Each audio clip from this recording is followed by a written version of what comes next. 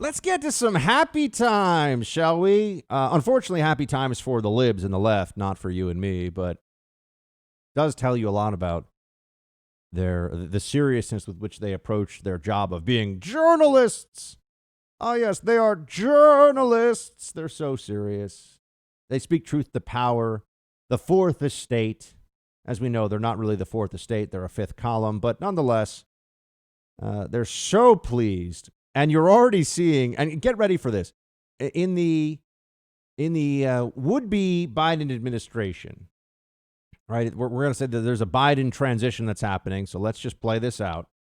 In the incoming Biden administration that they see, there's going to be such a love fest. I mean, the way that they're going to cover these often boring, self-dealing, arrogant, and incompetent government officials, it's going to, all the rage that they had for Trump is going to be transferred into love and slobbering support for the Biden team, the Biden administration, everybody who's got anything to do with Joe Biden.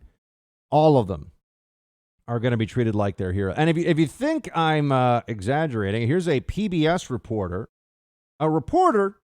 That's what her title is. I checked. She's actually a person who's, or maybe correspondent, but same thing. She's actually a journalist, not an opinion person, talking about Biden's swampy cabinet picks. Play 3.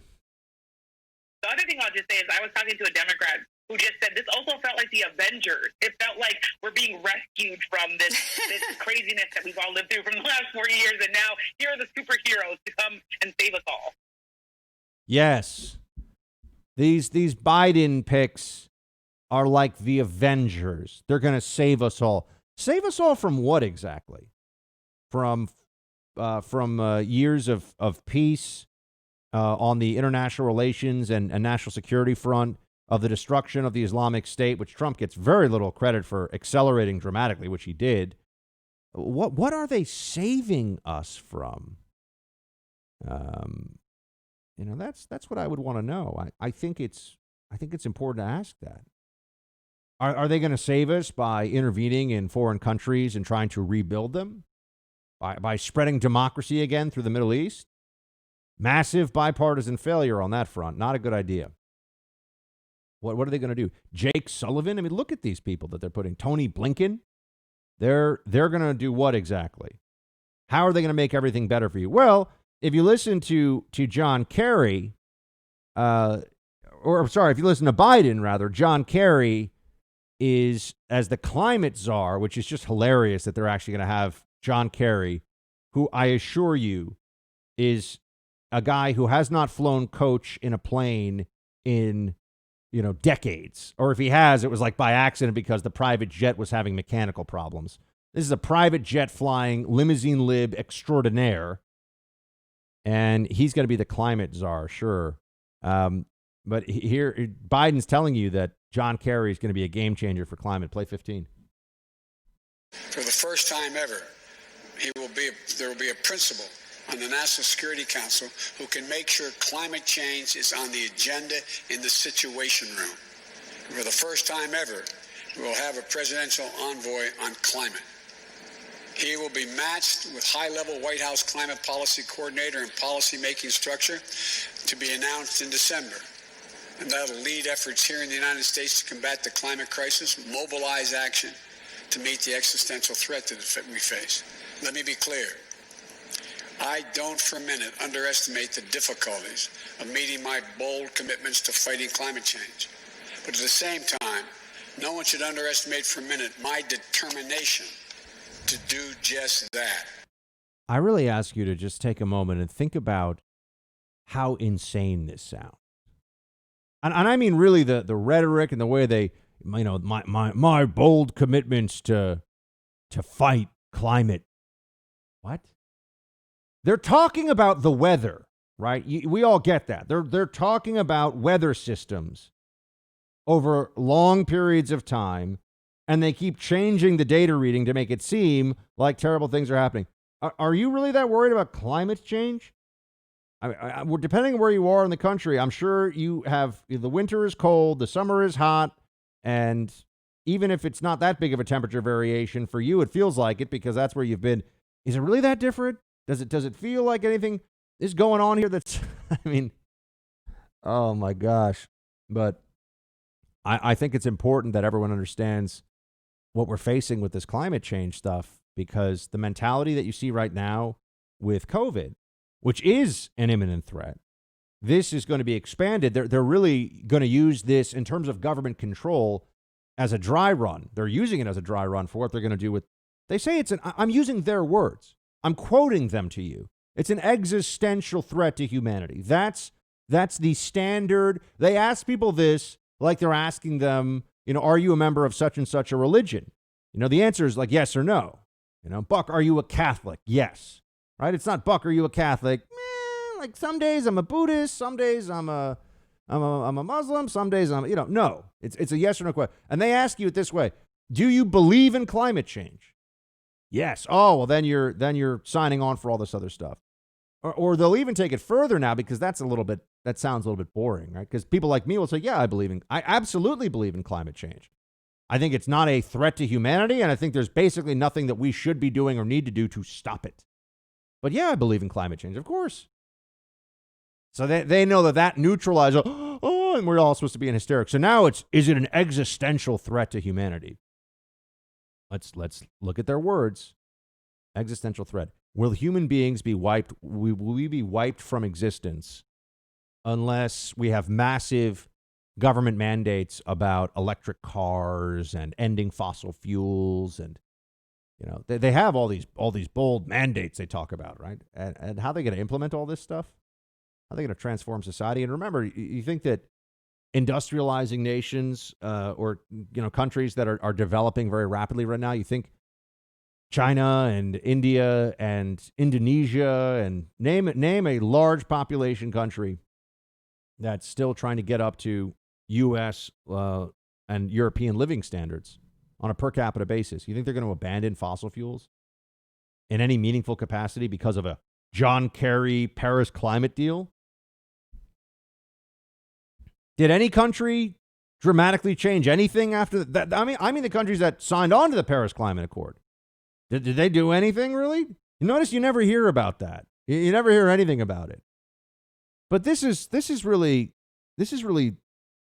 maniacal.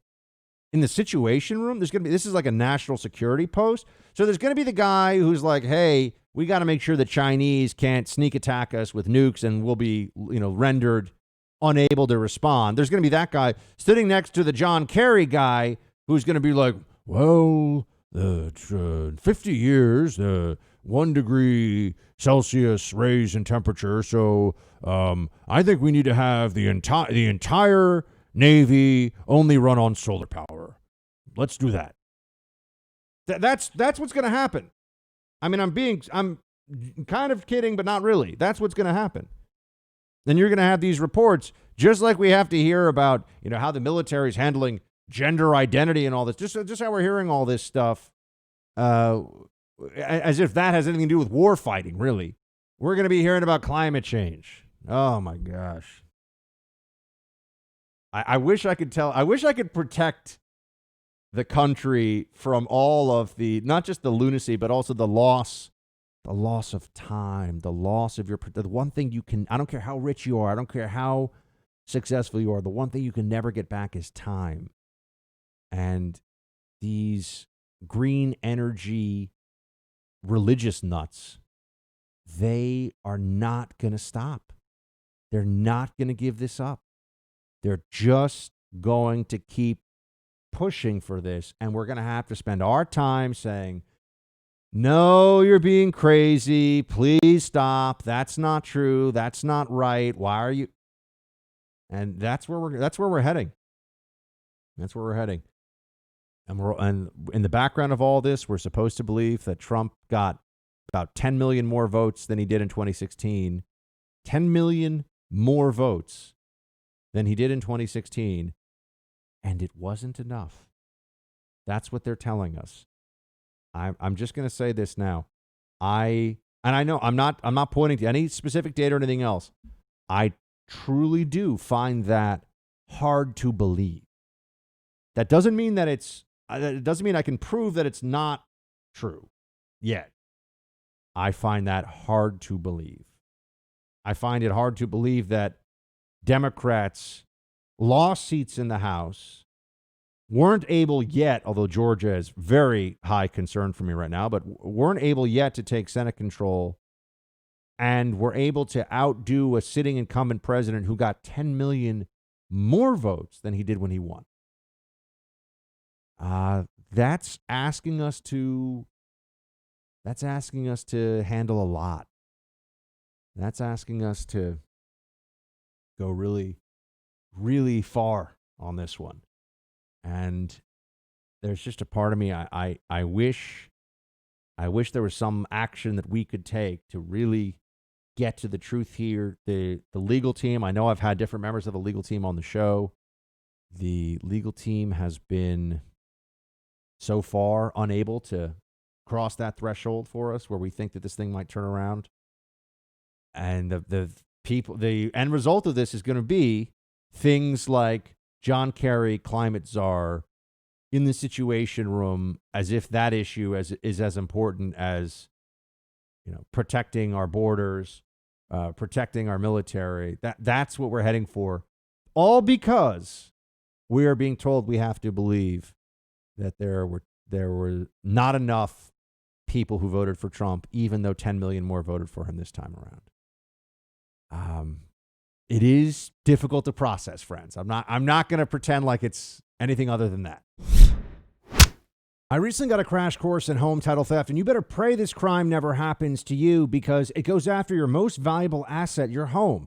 Here's how it works. The bad guys, cyber thieves, they find your home's title online because it's stored in the cloud and on servers. So then they use a quitclaim deed to kick you off, put themselves on, and then they start taking out loans against the equity in your home. You often won't find out about this until you receive the payment demands in the mail, perhaps even a foreclosure notice. The usual identity theft services do not protect you. You have to go with the experts I trust at Home Title Lock. All you have to do is go to HomeTitleLock.com, use the promo code RADIO, and you'll get 30 free days of protection. You can also check at HomeTitleLock.com to see if you're a victim of this crime already, but don't know it yet. HomeTitleLock.com, promo code RADIO. That will get you 30 free days of protection for your home's title. Create a virtual barrier around it right now at HomeTitleLock.com.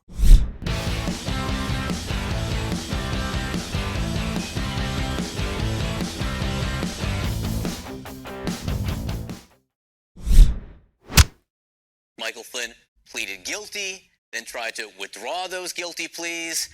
He cooperated with the Mueller investigation, then uncooperated. Now CNN's reporting is the president is considering pardoning him, and soon. What message would that send? Well, it would send a message that, at least as far as President Trump is concerned, if you lie on his behalf, if you cover up for him, he will reward you. He will protect you, but only if he thinks it's in his interest. There are others that lied for him that he's not going to extend that kind of service to. But it just, frankly, reflects so ill on our democracy, on the United States. I imagine what people around the world think when we have a president who's acting like an organized crime figure. But this is who Donald Trump is. It's who he was on the way into the presidency. It will be exactly who he is on his last days of the presidency. Congressman Adam Schiff is a disgusting and immoral, disgraceful liar. That's who he is. That's just the way he is. His whole premise here, I think this is important because they get away, and of course, CNN, Berman, letting Schiff run wild with this nonsense. In what way? Let's assume that this was a situation that Schiff was describing accurately, which is not true. And as we all know, the whole claim here is that he lied when he actually didn't lie. It's a question of whether he was asking for reciprocal or reciprocal response versus sanctions. You have to get into the very, very specifics of it. One of the two FBI agents, at least, or I'm sorry, both FBI agents, I believe, but certainly one of the two FBI agents that interviewed him, including Peter Strzok, who's at the heart of all this Russia collusion craziness. There were clearly people in the FBI who were Democrat deep staters. We all know this now. This became their crusade, or perhaps their jihad. That's what was going on. And They didn't think that he lied. And then Mueller's team came along and they basically, Weissman, who's a Democrat hack, empowered to go after Trump people. Weissman comes along and is able to find something that they can call a lie months and months later from Flynn's testimony. And now we're supposed to treat General Flynn like he's a criminal, like he's a bad person. That's what Schiff wants. But even assuming that his lie about Flynn lying is accurate, how is he protecting Trump? Think about that. Does anyone believe that Trump was like, hey, it's going to be a big deal if people find out that you, as my incoming national security advisor, were asking about the last minute Obama administration moves on Russia. So make sure you lie for me on that one. No, if anything, Trump had him. They fired him. And I got to tell you, I think that was a disloyal move. They played right into the media's hands. But I know it was that he lied to Mike Pence and there was a breakdown in trust there. But he didn't really lie to Mike Pence. See, that's the thing. They created this perception that he lied to Pence, but it was really confusion about what was said to those FBI agents. You know, did you discuss sanctions specifically? And also, think about this. There's nothing wrong with discussing sanctions. Biden's people, I assure you, they're talking to China, they're talking to Russia, they're doing whatever they want right now. So the lie was to protect Trump? How? But that's the theory, that's the narrative here, right? Oh, Trump is like a mafia boss. So Flynn lied for him, and now he gets a benefit? First of all, Flynn didn't lie to protect Trump under any circumstance. The theory was that he lied to protect himself. No one thought that Trump was violating the Logan Act. Schiff, you moron. Now, the thing with Schiff, I call him a moron. No, he's worse than that. He's just a stone-cold, sociopathic, partisan attack dog. He's gross. He's a bad person. A bad person. Because Flynn and his family, they've really suffered here. They've tried to ruin this man's life. This isn't just some rhetorical game. This isn't a Twitter battle. They bankrupted the guy. They've ruined his name. They've threatened to put him in prison. And Schiff feels like that's not enough. Schiff is upset because Trump may prevent him from having felon on his name for the rest of his life. But look at what a distortion this is. No fair-minded, no reasonable, honest, decent person could think at all that Adam Schiff is speaking truthfully about this. It's not possible.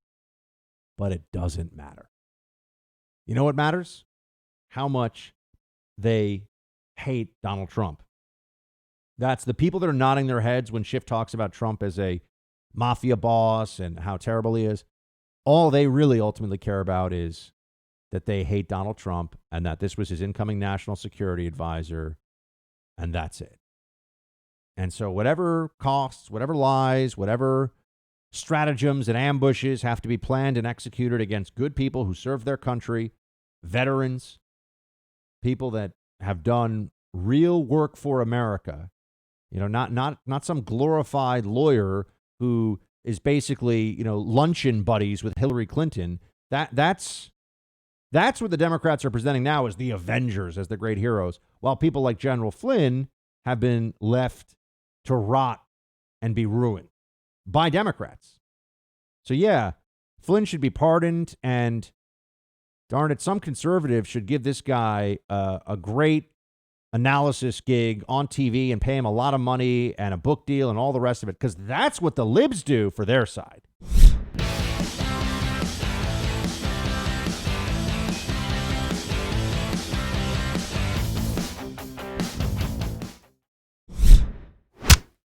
They are now being told that it is not going to be political. And Joe Biden is saying, these are people, this is a team who's going to tell me, this team will tell me what I need to know, not what I want to know. That is a big change. I don't mean to be mean. I do find it remarkable, though, that Andrea Mitchell at MSNBC is paid a lot of money to be on TV and share her thoughts on things. It is pretty stunning. I mean, the media is full of vain mediocrities. That's really the standard in the news media, journalism, vain mediocrities across the board. People that are completely willing to do whatever they have to do to get ahead, and for many of them, this is all they've ever known. So this is really who they are. But Andrea Mitchell here saying that the Biden team around him is not going to be political. Look, she's allowed to say whatever she wants. That's fine. I'm here to tell everyone that they believe this, which is what's really so amazing. It would be one thing if the journos with this incoming Biden team, it'd be one thing if they were only saying stuff that they know to be untrue, but that they find to be useful for the narrative. There's that. That would be one option. But beyond that, they go to this whole other level where they actually believe this bull. They think this is real. She thinks, I'm telling you, she goes home. I mean, she would nod her head if friends and family were like, so you really think that the Biden cabinet's going to be not political? Yes. The same way that they think they're not opinionated, they're just presenting facts. They're just giving you facts. This is a self-inflicted, but also very useful delusion that they have. And they're not going to give it up anytime soon. They're going to continue with this. And, of course, all the libs and the leftists on TV, it's going to be nothing but, oh, look at how great it is. Here's the worst political analyst on TV, Navarro over at The View. Here she is doing her usual screeching about how great Democrats are and how terrible. She's supposed to be a Republican, by the way, okay? She's supposed to be a Republican. That's what's so funny. I mean, people in the media will play this game where they lie about this one. They'll pretend to be something they're not for the amusement of liberals at home. Oh, see, even Republicans hate Trump. Even Republicans hate, 99% of the actual Republican voters, the actual Republican base, are supporters of Trump, have been supporters of Trump. But they put how many never Trumpers are on TV and have TV gigs? It's amazing, isn't it? Their voice is so valuable to the party. I don't know. Do you want to hear Navarro's voice? I feel like this is cruel and unusual punishment. But just so you get a sense, we gotta get ready for this. This is what we're gonna be hearing. Play 7. I'm in the Christmas spirit. Joy to the world, the Trumps are gone. Let us receive Joe Biden. Wait, was that Navarro or is that? That didn't sound like Anna Navarro. Maybe it was. I think that might have been one of the other View. That's her singing voice. It was her. That was her singing voice? Yeah. It was better than I thought it would be. I'm just saying. I thought it was going to be worse. So, okay. But yeah, I mean, they're joy to the world, Joe Biden. Yeah, it's all going to be so much better. Everything's going to be great. That's what they're telling you now. That's what we're all supposed to hear. It's not true, but as you know, the truth is in short supply these days on television and particularly in political media. They're going to be telling you a lot about how great. Remember those great economic boom years of the Obama administration when we had weak growth coming out of a recession and we had, all kinds of problems with employment and with wages being stagnant. Remember those great years where we were told that GDP was never going to get above whatever it was, 2% again. Sorry, America, your best. Obama's the president and your economic best days as a country are behind you. We're going to have a whole rewriting going on of this now. Oh, yes, Obama got us out of the recession. Biden is actually inheriting the highest stock market ever. He's inheriting a vaccine that's going to turn everything back to what it was with Trump a year ago, where you have super low unemployment. He's going to have all that. But because of the nature of the timeline here, he'll get all the credit for the good that happens early on in his administration, that he was just handed the vaccine and everything else that's going on here. And then when we see the Democrat policies make everyone more frustrated and more poor and don't promote growth, they're going to just return to the usual, oh no, government is your friend and makes everything better. And Obama did a great job for his third term. Play 12. Now, many Democrats may like this, but one of the criticisms I think Rubio was trying to get to in a ham-fisted way is this is Obama 2.0. This is a third Obama term. What do you make of that suggestion? Well, hallelujah. I mean, Obama got us out of the Great Depression, a Great Recession, saved the auto industry, got health care to millions of people, and handed Trump an economy that was moving in a great direction. Trump was able to hold on for a little bit, but then crashed it by mishandling the COVID crisis. So I don't think, I think the American people just spoke. They just literally elected Obama's vice president. So I don't think America is mad at Obama. I think America wants what Obama represented, but now with bigger challenges.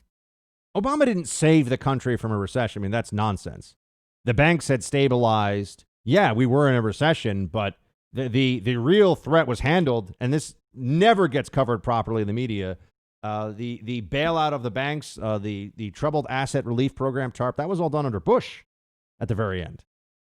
But then Obama comes into office, and they spend a whole lot of money. They spend $1 trillion in stimulus. And then what happens? Well, they go for Obamacare, and there's a lot of regulation, and there's more taxation, and things aren't looking so good. Turns out that Democrat policies under Obama were not good for the economy. You look at the GDP growth numbers, and it just wasn't good. But notice the narrative is that Obama saved us from the recession, and then he comes into power, and then hands a great economy to Donald Trump. Economy was okay. It was okay. I'm not pretending like it was some desperate situation when Obama left office, but it was, we were told, let's remember, that Donald Trump was going to bury the economy. It was going to be terrible under him. That was and we had Nobel laureates like Paul Krugman. We had all these, so super smart libs who were saying all that stuff. And turns out, wasn't true. Right? Turns out they were wrong, which, as we know, economists in particular, the great skill of economists is sounding like they know things after being wrong so many times that everybody should know they don't know anything. But they still kind of sound like they've got some ideas you need to hear. That's really what I know. Some of the economists listening to this are going to get mad at me, but I'm just telling you the truth. It's what I'm here for, telling you the truth. I forgot about this one. I wanted to get to this. You're going to hear a lot about how Joe Biden is this great man of faith. Oh, yes. And I think that it's tough to separate out the people on the left who really believe that versus who say it, knowing how absurd it is, but it's a thumb in the eye of people who really do believe and live their faith. Right? I mean, Biden is a Catholic who is a proponent in public office and has been for decades of abortion for all 9 months of a pregnancy. That's just a fact. So Joe Biden, and we're going to talk about Obama's comments about Hispanics in a little bit here. It was very interesting what Obama's allowed to say about other groups that he has no basis for, no evidence for, other than his own opinion. But Joe Biden, we're going to be told, is a man of great faith. And John Kerry is out there to spread that message right now. Play 16. In addressing the climate crisis, President-elect Joe Biden is determined to seize the future now and leave a healing planet to future generations. 57 years ago, this week, Joe Biden and I were college kids when we lost the president who inspired both of us to try to make a difference. A president who reminded us that here on earth, God's work must truly be our own. President Joe Biden will trust in God, and he will also trust in science to guide our work on earth to protect God's creation. And climate change is an existential threat. Would God allow climate change to be an existential threat? Think about that for a second. Do we think, if you're a person of faith, do you think that our incredible scientific revolution of the last 150 years, that would result in the extinction of all human life? What's the point of existence if there's no human life? I mean, I don't want to get too deep into the philosophical contradictions here, but I do think it's worth noting They tell us that unless we have a massive government apparatus that can control every aspect of your life, life as we know it will cease because of rising global temperature. And that this is balancing God and science. That's quite an interesting view, isn't it? We all understand. I mean, if you pay attention, you know that climate change is for people a religion that they think elevates them above those who actually believe in God. And it's more important to do God's work here by doing climate change. That's what they're telling you. They're going to try to mix these things together. This is crazy. This is crazy. They've been wrong. Go back and look at the predictions, look at the projections. They're always wrong. And yet, it's the equivalent. In climate change, it's not like it is with COVID. Just wait 2 weeks and I'll be right. In climate change, it's just wait 10 years. And then 10 years passes and they're wrong. Oh no, the next 10 years. Greater urgency now than ever. That's what they'll tell you. But yes, Joe Biden, great man of faith. How is he? I would ask, how has he lived his faith exactly? By giving speeches about how he cares about the poor. I mean, he's a rich guy. What does he do for poor people exactly? I'm just wondering. What's the great idea that he has to protect God's creation, as John Kerry calls it? Not a lot there, is there? But this is what we're going to be. We're going to be the ones who are standing up and saying, hold on a second. Why do you, meaning the Dems, the Libs, why do you think you can just say endless things that are not true and we're not going to call you out on it? They have more megaphones. They have bigger platforms. They have more of them. But we're still going to do that. We are going to be prepared for that fight. And that's all assuming the Trump legal team doesn't pull something off here, which I have not written them off. We had Boris Epstein on yesterday. I think I just saw today he's tested positive for COVID. I saw a press release on that, but I'm sure he's going to be fine. He's going to be okay. He's got the Rona. He's going to be okay. Donald Trump Jr. has the Rona. Donald Trump Jr. has the Rona. He's going to be okay. This is just, and of course they're Republicans. So if you're a Republican, it's your fault if you get sick. If you're anyone else, it's just a tragic circumstance that's happening to people all the time, or a very, a bad circumstance. Not always tragic. If you're asymptomatic, I don't think that's a tragedy. But for everyone else, it's their fault, their problem. If you're a Republican.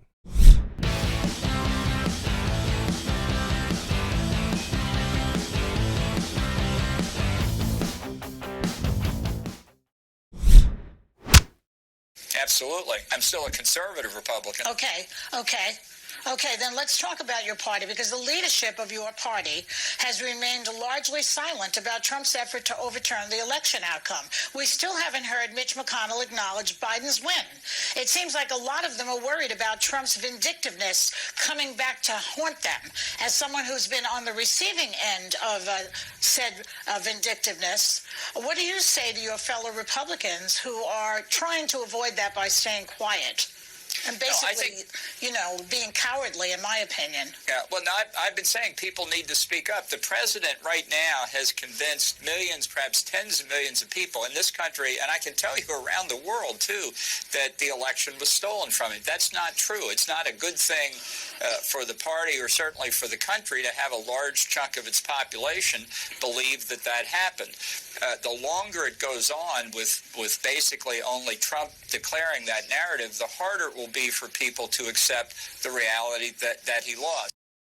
Where was big, tough, conservative Republican, as he describes himself, John Bolton, who pleaded with the Trump administration for the big job of national security advisor, and then, like a little traitor, like a weaselly little traitor, wrote a book trashing the administration he had worked for? Friends, you know so much about people based upon how they act in their personal relationships.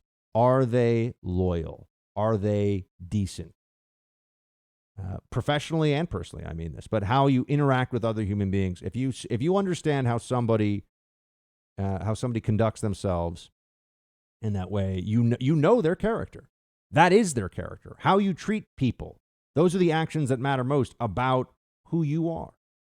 And to ask for someone to put their trust in you, their faith in you, to take on what, not to sound corny, but a sacred obligation of being a national security advisor to a sitting U.S. president. I know do plenty of criticizing of people with these jobs, but these are powerful positions. And one of the reasons why I feel so free to go after people in these roles is because they can handle it, and we got to hold them accountable. But to do that and then to turn around and smear the person you asked for that, it's so low. It's such gutter tactics, such an utter disgrace. It really is.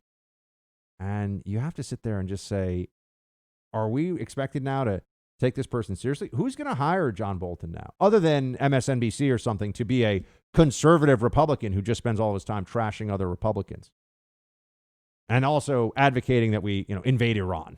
Let's rebuild Iran just like we did Iraq. That'll work out great. That's the neocon position. Yeah, I know. A lot of people who have never even been close to a war zone with very, very refined ideas on how many wars we should be fighting, how many more wars we should be fighting as a country. But you'll see these anti-Trump Republicans, they're maneuvering now in every way they can. They're maneuvering not just for their own benefit, for book deals and other things, but also they think that they have a shot here of taking back their rightful place as the little commissars of the GOP. Oh, yeah. The deep state GOP is real as well. And there's going to be a serious effort underway, and you're seeing it already, for people that think that they're going to wrest the mantle of leadership away from Trumpism. Not on my watch.